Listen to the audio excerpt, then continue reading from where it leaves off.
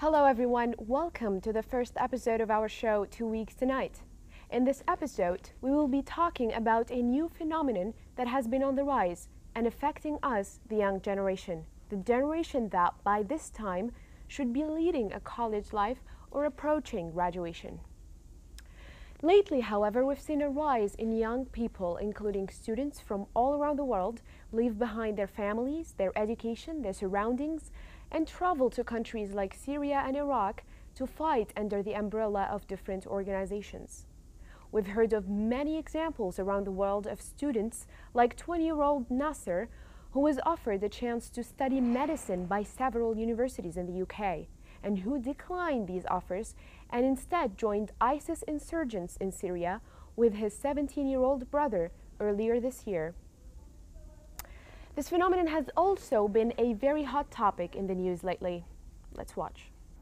ومواصلة عمله تحت اسم دولة العراق الإسلامية ضمن ولايته المكانية في العراق.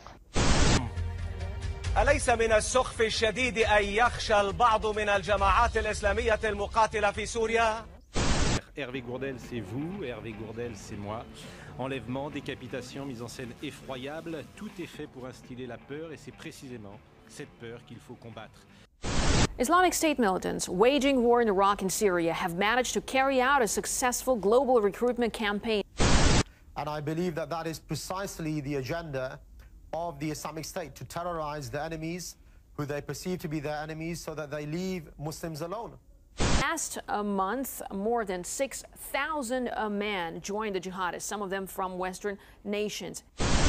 This new phenomenon is stealing the younger generation. So what can we do about it? To answer this question, we have a very special guest with us here in the studio. He's Professor of Contemporary Islamic Studies at Oxford University, visiting professor at the Faculty of Islamic Studies in Qatar, and the director of the Research Center of Islamic Legislation and Ethics. Dr. Tariq Ramadan, thank you so much for joining us on the show. Thank you so much for your invitation. Thank you. You watched the video with us and you listened to the introduction that I had for the topic. What are your thoughts? I think it's important for us to understand that there are two sides in this picture when we are talking about what is happening today. There is a religious side, which is what is the understanding of the Islamic teachings and the Islamic principles, and we have to tackle this issue because there is a misunderstanding about the concept of jihad, about the way we should be involved in politics wherever we live. The second side is political and social, because the attraction that we find among some of our young sisters and brothers, because we have also women going there, it's not only about religion, it's also about political attraction, misunderstanding of what is happening. So we need to get the complexity of it and not to come with simplistic answers to a very complex phenomenon. Okay. So keeping in mind these two sides that you just presented or talked about, one of the most common questions asked when it comes to this topic is how are these young people being radicalized? So that's the point where we have different, a typology of people.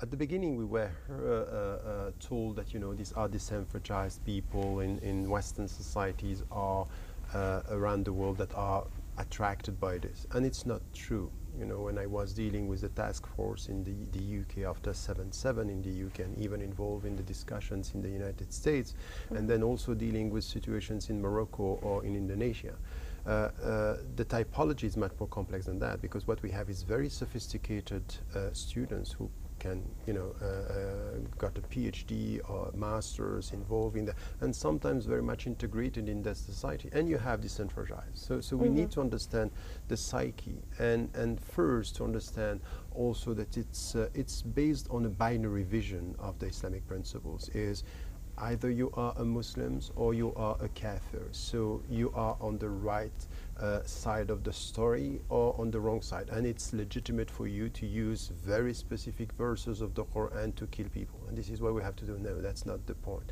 And it's not because you are ignorant, it's not because you are disenfranchised in your society that you have this dogmatic mind. Sometimes very educated people could have a dogmatic mind. So we need to address this with a very clear and strong political, religious discourse, Islamic discourse, by saying, no, you can't just take one verse and say this is Islamic. You have to take the overall message and understand that some verses should be contextualized. They were revealed in a very specific period of time, and you need to get the right understanding of jihad, which has nothing to do with killing innocent people. By the Islamic principles and in the name of Islam, it's wrong to kill innocent people. It's wrong to come with an understanding of jihad that is killing innocent people, killing not only, by the way, Westerners. We are talking about, Muslims. We are talking about fellow Arabs and Muslims that are being killed there. And to say the way we have to deal with this violent extremist interpretation is not acceptable. So we need to come with a sophisticated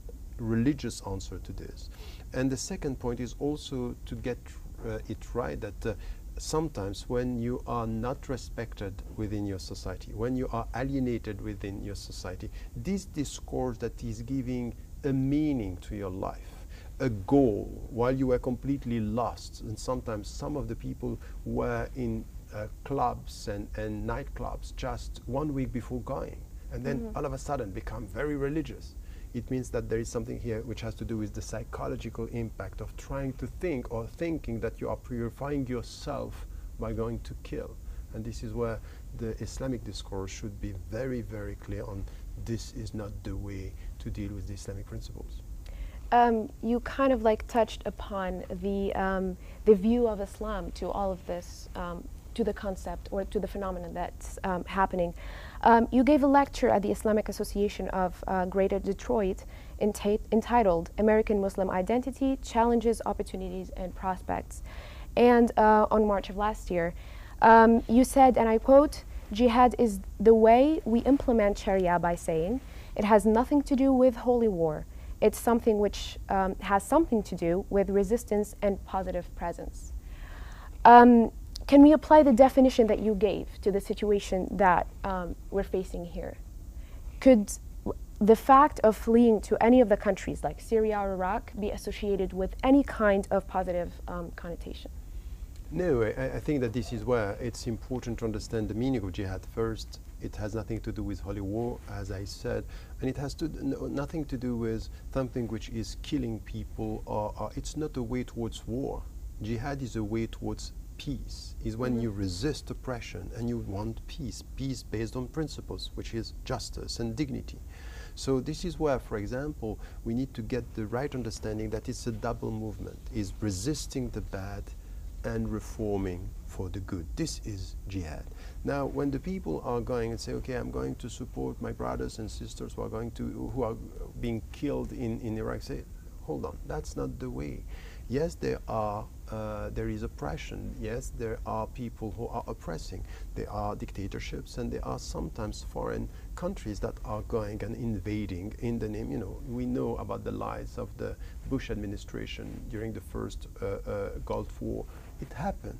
But how are you going to resist this? By killing innocent people? No, you have principles. You can't kill people, you can't kill, and for the sake of, Islamic values, you are going to kill Christians and innocent people. This is not Islam. Islam is putting clear rules when it comes to ethics of war. So yes, sometimes you have to resist, but how are you going to resist? You have to resist by targeting the people who are targeting you. And then when you are somewhere, you live in the United States of America, you live in the West, or you live everywhere in the world, you are not going to follow anybody who is going to call for jihad and telling you, come and support me. First, is he Islamically equipped? Second, is it an institution? Is it right? And then what you have to do when there is oppression is to be with your presence, positive with your presence wherever you live. For example, to be an American citizen, or to be a citizen wherever you are, and to call for justice and to be the voice of the voiceless in a non-violent way. Violence is the ultimate resort when you are oppressed and when you are in a danger to be killed yourself. But this is not what we are talking about here. And we have people who are not Islamically equipped in Syria and Iraq. We have people who have a very narrow understanding of Islam Islam, and they are a binary vision, a dogmatic vision saying Muslims are all kuffar, meaning all infidels. In their mind it means people who can be killed. We need to come with a strong Islamic discourse on this, and this is where we are to take my point on resistance and positive presence is whoever you are, wherever you live, measure your presence with the positive presence of being a citizen, being committed to principles, and to call for justice, but never by killing innocent people. So the main issue here seems to be the wrong definition that people have, or some Muslims have, for the concept of jihad. We see, as we said, young students kind of like throwing everything behind them and going to these countries to fight under the concept of jihad. You said there is this big misunderstanding. How can we change that? Should we try to change it on an individual level, or should we aim for a bigger solution? We're talking about society, governments, and it's multidimensional. I think that what you are saying is quite right. I think that there are wrong definitions and wrong understandings. So what we have to do is to educate people, and we educate people at different levels, and it depends on with whom you are dealing. For example, within academia, we need to also be able to teach what these concepts are. It's not by avoiding them, because what I heard from some administrations in the West say we have to avoid talking about jihad. Jihad is a dirty word. I'm sorry, jihad is everywhere in the Quran. The point is not to avoid the term. The point is to give the right definition to the concept, and this is what we have to do. Now, it has to be done through our educational institutions, but it also have to do through the social networks, for example, everywhere. I myself, I'm involved on many social networks, and this is where you spread a better understanding. This is our responsibility as scholars. This is our responsibility as intellectuals. We need to do the job.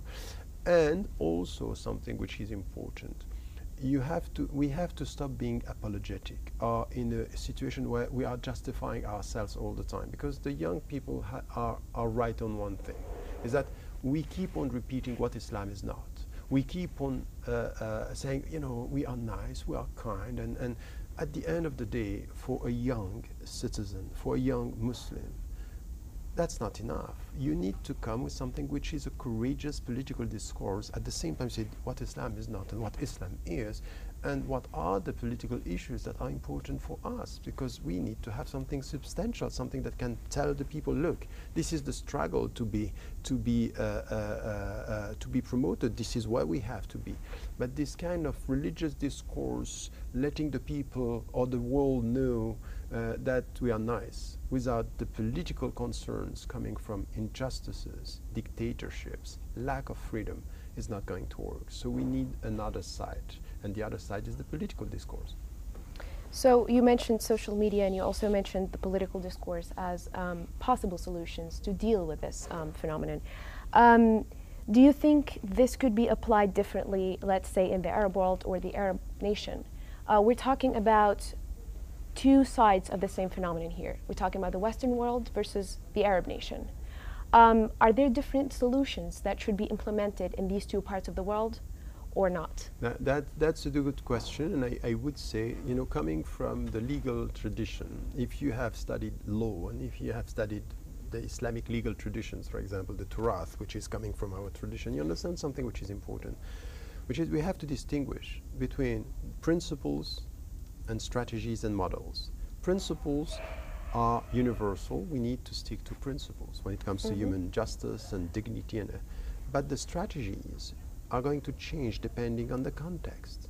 So for example, when you live in the West, of course, you have the principles should be the same, and when you have what we called the Arab Spring, I never bought this concept. I was saying this is an Arab awakening, that you have young and not so young people in the streets calling for more justice, more dignity, and more freedom. The same principles that we cherish everywhere. Now, the strategies that you are going to implement depends on depend on the situation, on the context, the social and political context. In the West, you should know that you should be involved with your fellow citizens in everything which has to do with justice and everything which has to do with self-critical approach towards our own governments. I'm a Swiss citizen, and I say this to my government. I think that what you are doing is wrong. You are supporting some countries that have nothing to do with democracy, and you are expecting the people to be happy with this. So just check your own consistency or inconsistency. So you have a strategy here which is freedom of speech. In the Muslim majority countries or in the Arab world, it's quite clear, and we know this. We're not going to pretend we don't know that the rights are not respected the same way, that the room for freedom of speech is not the same. So you need here to spread awareness, to work for the same principles, knowing in which country you live, not by compromising with your principles, but to know how to improve the situation. It could be in any country in the Arab world that we need to stick to the principles, say more freedom of expression, more dignity, more justice, a better and adapted Islamic discourse for the situation. Because if we keep on having a religious discourse that is completely disconnected from our reality, at the end, the people who are calling you with a black and white discourse are going to attract you. If we don't know how to teach complexity, people are going to be attracted by simplicity and simplistic answers. That's where we have to understand our responsibilities. The last question, Dr. Ramadan, the way you framed the issue or the solution for this phenomenon seems to be, or makes it sound as the young generation is kind of trapped in a system that's way bigger than what they can deal with. It's something out of our control. It's something that we cannot necessarily change overnight. What do you have to say? No, I think we can't change this overnight, but it's not out of our control. I think that if we are clear as to our principles, disciplined as to our strategies, and courageous as to our goals, we can change things. But we need more courage. By the way, we need more courageous religious scholars that are able to speak the truth, because, you know, there is a saying coming from the Islamic tradition, Afdalul jihad, the best jihad is kalimatu haqqin amam sultan jair, which is a word of truth in front of or before a tyrant, meaning speaking the truth. This is what we need, is people being able to say this.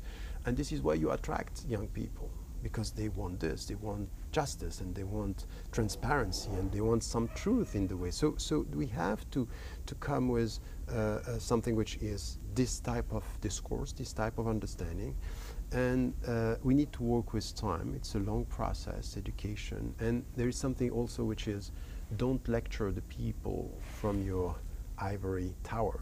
Just be with them. Be as humble as you can to deal with people at the grassroots level. This is where you change things. It's not in our living rooms or in front or before our TV sets that we are going to change mentalities. So we have to be committed and consistent with our principles. It's not out of our control if only you understand that we have to be committed to change things within history.